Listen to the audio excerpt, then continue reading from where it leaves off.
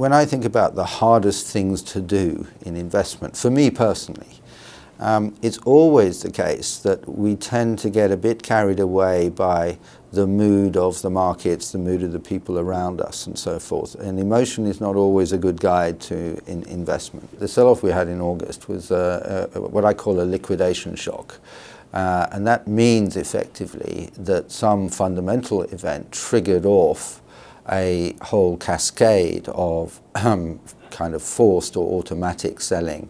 The fundamental shock, the announcement by the Chinese that they were going to move the currency and potentially devalue, people overreacted to that. People who look at volatility controlled equity strategies, risk parity strategies, they were virtually maximum long of equities at the time that news came out. But as volatility increased, they had to keep reducing their exposure to equities, and very quickly, and that's what led to this sort of vertical price adjustment, which you don't see very often.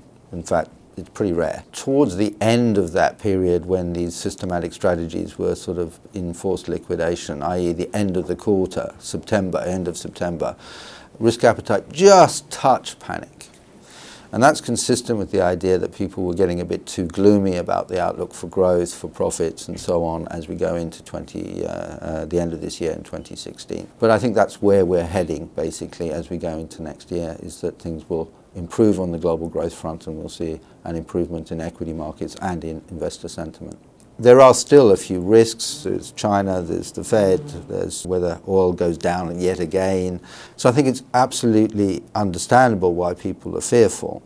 But I think they're probably too fearful.